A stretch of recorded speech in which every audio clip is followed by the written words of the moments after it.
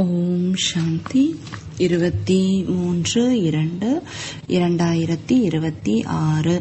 இனிமையான குழந்தைகளே, இந்த சங்கம யுகம் ஏறும் கலையின் யுகம் ஆகும். இதில் அனைவருக்கும் நன்மை நடக்கிறது. ஆகவேதான் நீங்கள் ஏறும் கலையில் இருந்தால் அனைவருக்கும் முக்தி கிடைக்கிறது என்று கூறப்படுகிறது. கேள்வி: பாபா அனைத்து குழந்தைகளுக்கும் அதிகமான வாழ்த்துக்களை வழங்குகிறார், ஏன்? பதில்: ஏனென்றால் என்னுடைய குழந்தைகளாகிய நீங்கள் மனிதனிலிருந்து தேவதைகளாக ஆகிறீர்கள் என்று பாபா கூறுகிறார். இப்பொழுது நீங்கள் ராவணனுடைய சங்கிலி பிணைப்பிலிருந்து விடுபடுகிறீர்கள். நீங்கள் சொர்க்கத்தின் ராஜ்யத்தை பெறுகிறீர்கள். மதிப்புடன் தேர்ச்சி அடைகிறீர்கள். நான் ஆவது இல்லை. ஆகவே பாபா உங்களுக்கு அதிகமான வாழ்த்துக்களை தெரிவிக்கிறார். ஆத்மாக்களாகிய நீங்கள் பட்டங்கள். உங்களுடைய கயிறு எனது கையில் உள்ளது. நான் உங்களை சொர்க்கத்திற்கு அதிபதியாக மாற்றுகிறேன். பாடல் கடைசியில் அந்த நாளும் இன்று வந்தது. ஓம் சாந்தி. இந்த அமரக்கதையை யார் கூறிக்கொண்டு இருக்கிறார்கள்?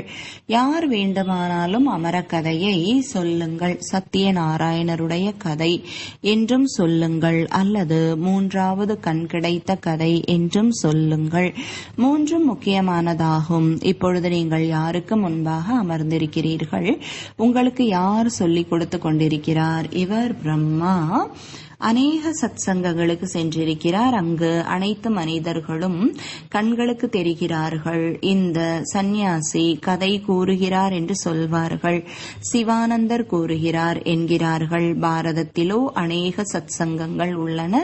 வீதிக்கு வீதி சத்சங்கம் இருக்கிறது. தாய்மார்கள் கூட புத்தகங்களை எடுத்துக்கொண்டு சத்சங்கங்களுக்கு செல்கிறார்கள். எனவே அங்கு மனிதர்கள் கண்களுக்கு புலப்படுகிறார்கள்.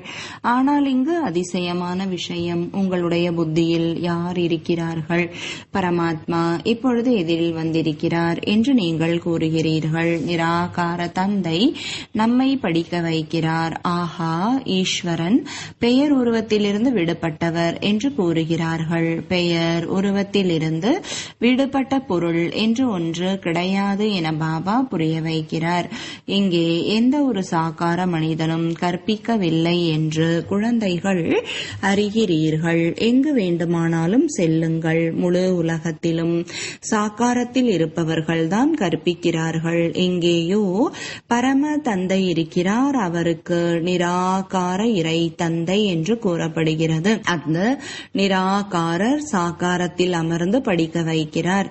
இது முற்றிலும் புதிய விஷயம். ஒவ்வொரு பிறவியிலும் இவர் இந்த பண்டிதர் குரு என கேட்டு வந்துள்ளீர்கள். அநேக பெயர்கள் இருக்கிறது. பாரதம் மிக பெரியது. எதை கற்றுக் கொடுக்கிறார்களோ புரிய வைக்கிறார்களோ அவர்கள் மனிதர்களே. மனிதர்கள்தான் சீடர்களாக மாறுகிறார்கள்.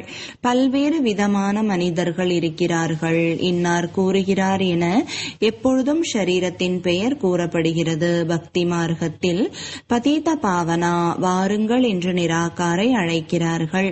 அவரை வந்து குழந்தைகளுக்கு புரிய வைக்கிறார். ஒவ்வொரு கல்பத்திலும் முழு உலகமும் அசுத்தமாக ஆகிவிடுகிறது.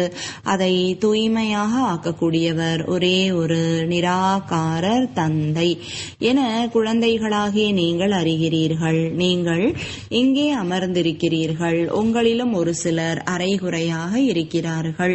சிலர் உறுதியாக இருக்கிறார்கள். ஏனென்றால் நீங்கள் அரைகல்பமாக தேக உணர்வில் இருந்தீர்கள். இப்பொழுது இந்த பிறவியில் ஆத்ம உணர்வுடையவராக வேண்டும்.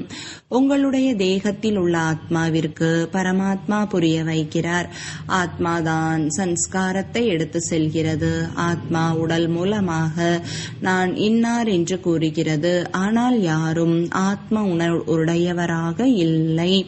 இந்த பாரதத்தில் யார் சூரிய வம்சத்தினராக சந்திர வம்சத்தினராக இருந்தனரோ அவர்களே இந்த சமயம் பிராமணர்களாக ஆவார்கள். பிறகு அவர்கள் தேவதை ஆவார்கள் என பாபா புரிய வைக்கிறார். மனிதர்கள் தேக உணர்வில் இருக்கக்கூடிய பழக்கத்தினால் ஆத்ம உணர்வில் இருப்பதை மறந்து போகிறார்கள். ஆகவே பாபா ஆத்ம உணர்வு உடையவராக ஆகுங்கள் என்று அடிக்கடி கூறுகிறார். ஆத்மாதான் விதவிதமான உடலை எடுத்து நடிக்கிறது. இது அவருடைய உடலாகும். இப்பொழுது பாபா குழந்தைகளுக்கு மன்மனா பவ என்று கூறுகிறார். மற்றபடி கீதையை படிப்பதால் எந்த ராஜ்ய பாக்கியமும் கிடையாது. உங்களை இந்த சமயம் 3 காலங்களையும் உணர்ந்தவராக மாற்றுகிறார். இரவு பகல் வித்தியாசமாகிவிட்டது. நான் உங்களுக்கு ராஜயோகத்தை கற்பிக்கிறேன். கிருஷ்ணரோ சத்தியுகத்தின் இளவரசன் என பாபா புரிய வைக்கிறார். சூரிய வம்சத்தின் தேவதைகளாக இருப்பவர்களுக்கு எந்த ஞானமும் இல்லை. ஞானம் மறைந்து போய்விடும். ஞானம் சத்கதிக்காகத்தான். சத்தியுகத்தில் யாரும் கீழான நிலையில் இல்லை. இது கலியுகம். பாரதத்தில் முதலில் சூரிய வம்சத்தினர் 8 பிறவிகள், பிறகு சந்திர வம்சத்தினர் 12 பிறவிகளை எடுக்கிறார்கள். இப்பொழுது உங்களுடைய இந்த ஒரு பிறவி எல்லாவற்றையும் விட உயர்ந்த பிறவி ஆகும். நீங்கள் பிரஜாபிதா பிரம்மாவின் வாய்வழி வம்சத்தை சார்ந்தவர்கள். இது மிக உயர்ந்த தர்மம். தேவதா தர்மத்தை கூட உயர்ந்த தர்மம் என்று கூற முடியாது. பிராமண தர்மம் அனைத்தையும் விட உயர்ந்தது.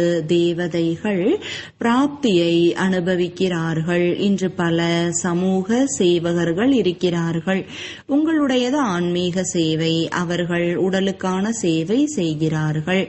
ஆன்மீக சேவை ஒரு முறைதான் செய்யப்படுகிறது. முன்பு இந்த சமூக சேவகர் யாரும் இல்லை.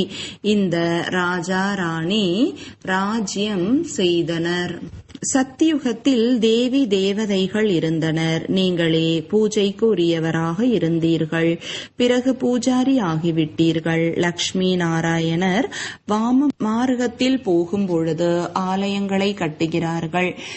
முதலில் சிவனுடைய ஆலயத்தை கட்டுகிறார்கள். அவர் அனைவருக்கும் சத்கதி கொடுக்கக்கூடிய வள்ளல் என்றால் அவருடைய பூஜை அவசியம் நடக்க வேண்டும். சிவபாபாதான் ஆத்மாக்களை நிர்விகாரியாக மாற்றினார் அல்லவா? பிறகு தேவதைகளினுடைய பூஜை நடக்கிறது. நீங்களோ பூஜைக்கு உரியவராக இருந்தீர்கள். பிறகு நீங்களே பூஜாரி ஆகிவிட்டீர்கள். பாபா புரிய வைத்திருக்கிறார். சக்கரத்தை நினைத்து கொண்டே இருங்கள். ஏணிப்படியில் இறங்கி ஒரே அடியாக தரையில் வந்துவிட்டீர்கள். இப்பொழுது உங்களுடையது ஏறும் கலை. உங்களுடையது ஏறும் கலை என்றால் அனைவருக்குமே நன்மை என கூறுகிறார்கள். முழு உலகத்தில் உள்ள மனிதர்கள் அனைவரையும் இப்பொழுது ஏறும் கலையில் கொண்டு செல்கிறேன். பதீத பாவனர் வந்து அனைவரையும் தூய்மையாக மாற்றுகிறார். சத்யுகமாக இருந்த போது ஏறும் கலை இருந்தது. மற்ற ஆத்மாக்கள் அனைவரும் முக்தி தாமத்தில் இருந்தார்கள். இனிமையிலும் இனிமையான குழந்தைகளே, நான் பாரதத்தில் தான் ஜென்மம் எடுக்கிறேன் என பாபா புரிய வைத்திருக்கிறார். சிவபாபா வந்தார் என பாடப்பட்டிருக்கிறது. இப்பொழுது மீண்டும் வந்திருக்கிறார். இதற்கு ராஜஸ்வ அஸ்வமேத அழியாத ருத்ரஞான யஜ்யம் என கூறப்பட்டு இருக்கிறது. சுயராஜ்யத்தை அடைவதற்காக யாகம் படைக்கப்பட்டிருக்கிறது. தடைகள் ஏற்பட்டது, இப்பொழுதும் ஏற்பட்டு கொண்டிருக்கிறது. தாய்மார்களின் மீது கொடுமைகள் இழைக்கப்படுகின்றன. பாபா இவர் துயிலுரிக்கிறார். எங்களை இவர்கள் விடுவது இல்லை என்று கூறுகிறார்கள். பாபா எங்களுக்கு பாதுகாப்பு செய்யுங்கள். திரௌபதியை காப்பாற்றியதாக காண்பிக்கிறார்கள். இப்பொழுது நீங்கள் 21 பிறவிகளுக்கு எல்லையற்ற தந்தையிடமிருந்து சொத்தை அடைவதற்காக வந்துள்ளீர்கள். நினைவு யாத்திரையினால் தங்களை தூய்மையாக ஆக்கிக் கொள்கிறீர்கள். பிறகு விகாரத்தில் விழுந்துவிட்டால் முடிந்தது. ஒரே அடியாக கீழே விழுந்து விடுகிறீர்கள். ஆகவே நிச்சயம் தூய்மையாக ஆக வேண்டும் என்று பாபா கூறுகிறார். யார் போன கல்பத்தில் மாறினார்களோ அவர்களே தூய்மையின் உறுதிமொழி எடுப்பார்கள். பிறகு ஒரு சிலர் தூய்மையாக இருப்பார்கள், ஒரு சிலர் தூய்மையாக இருக்க மாட்டார்கள்.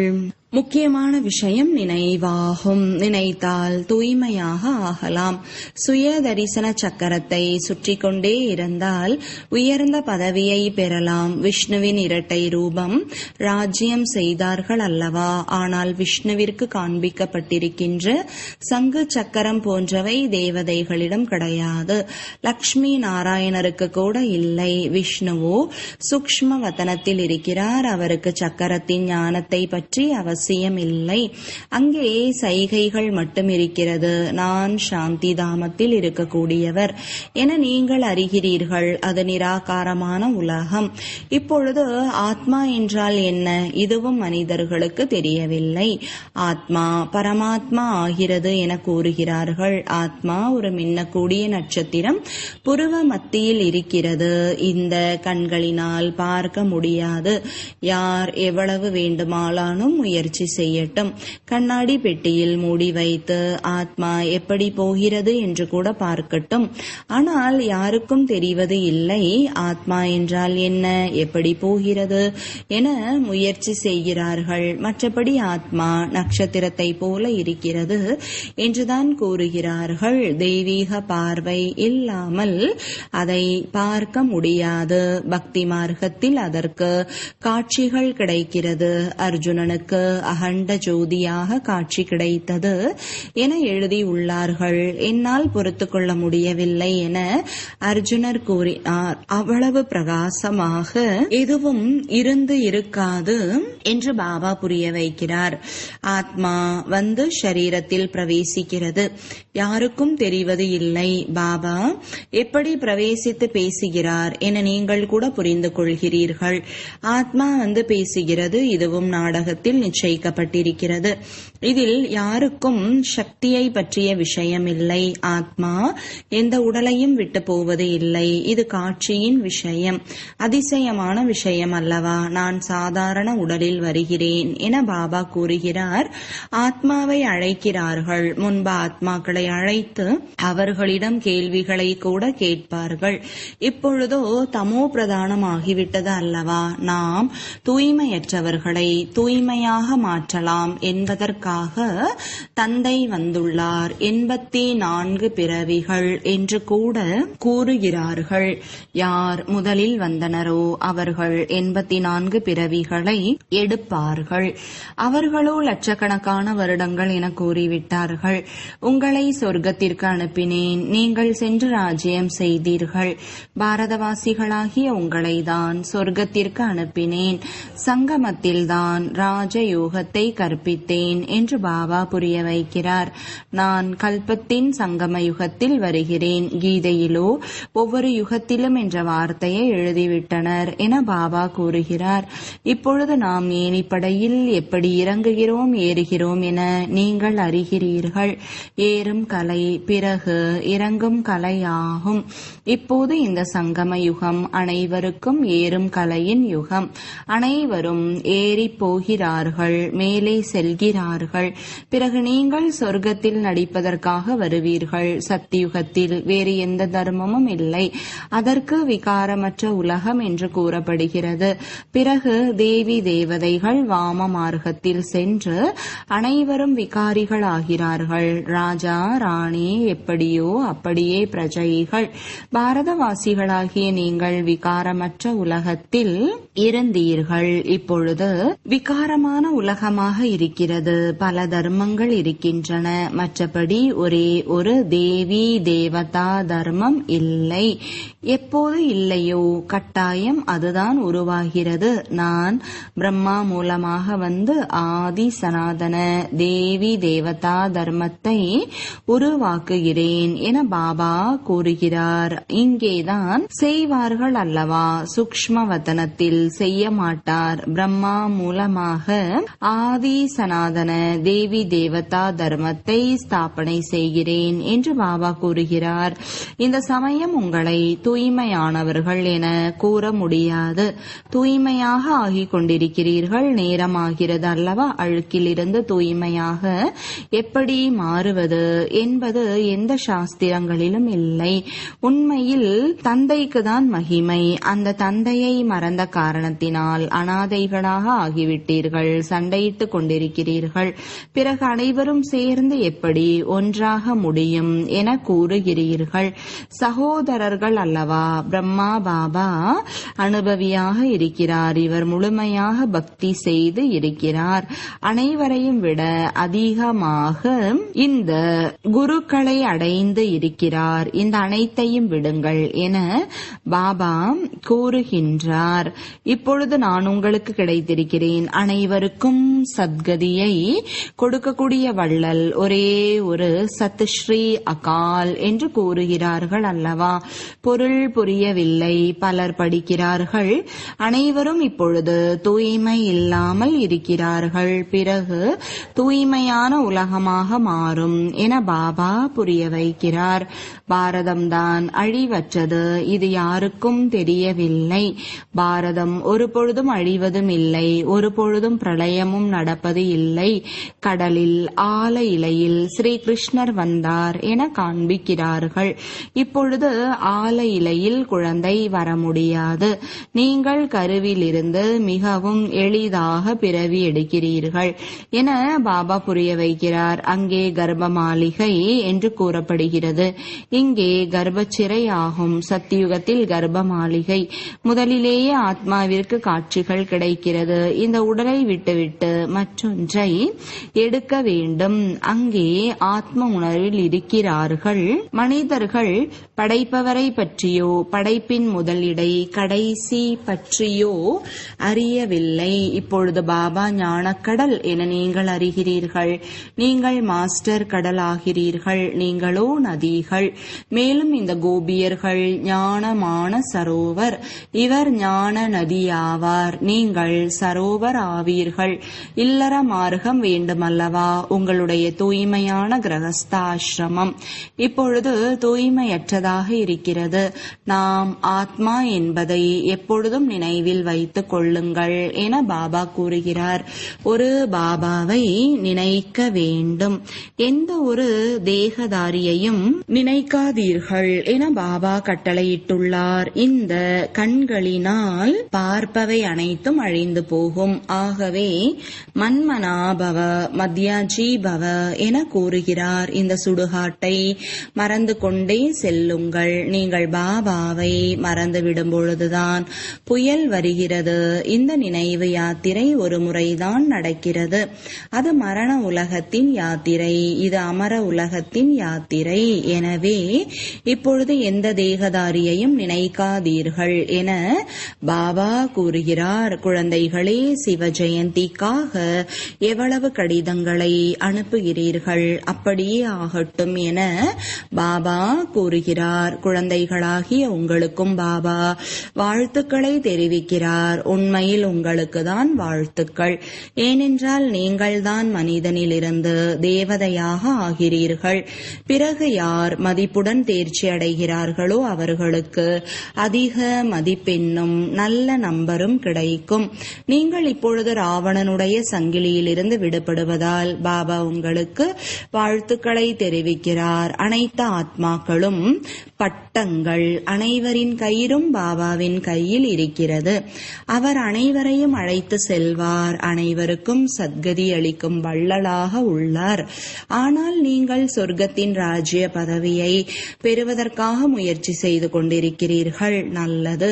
இனிமையிலும் இனிமையான காணாமல் போய் கண்டெடுக்கப்பட்ட செல்லமான குழந்தைகளுக்கு தாயும் தந்தையும் ஆகிய பாப்தாதாவின் அன்பு நினைவுகள் மற்றும் காலை வணக்கம். ஆன்மீக குழந்தைகளுக்கு ஆன்மீக தந்தையின் வணக்கங்கள். ஆன்மீக தந்தைக்கு ஆன்மீக குழந்தைகளின் அன்பு நினைவுகளும் வணக்கங்களும். தாரணைக்கான முக்கிய சாரம். முதலாவது, மதிப்புடன் தேர்ச்சி அடைவதற்கு ஒரு தந்தையை நினைவு செய்ய வேண்டும். எந்த மனிதரையும் நினைக்க கூடாது. இந்த கண்களினால் என்னவெல்லாம் பார்க்கிறீர்களோ அவற்றை பார்த்தாலும் பார்க்க கூடாது. நாம் அமர உலகத்தின் யாத்திரை சென்று கொண்டிருக்கிறோம். இந்த மரண உலகத்தின் விஷயங்கள் எதுவும் நினைவிற்கு வரக்கூடாது. இந்த கர்ம இந்திரியங்களினால் எந்த பாவ கர்மமும் செய்யக்கூடாது. இதை கவனத்தில் வைத்துக் கொள்ள வேண்டும். வரதானம். தனது படிப்பினை எனும் சொரூபத்தின் மூலம் அறிவுரை தரும் அனைவரும் அறிவுரை நிரம்ப பெற்ற தகுதி வாய்ந்த ஆசிரியர் ஆகுக. விளக்கம்: தனது செயல் வடிவம் எனும் படிப்பினை மூலம் அறிவுரை தருபவரே தகுதி வாய்ந்த ஆசான். அவரது வாழ்வே கல்வி நிரம்பியது. அவரது பார்வையும் நடத்தையும் ஒருவருக்கு அறிவுரை. எப்படி வாழும் பொழுதே ஒவ்வொரு செயலிலும் கல்வியை செய்து காண்பித்தால் சரித்திரம் என்று சொல்லும் அளவிற்கு வாழ்ந்து காண்பித்தார். ஒருவருக்கு வார்த்தைகளால் அறிவுரை தருவது பொதுவான செயலே. ஆனால் அனைவரும் அனுபவமே விரும்புகின்றனர்.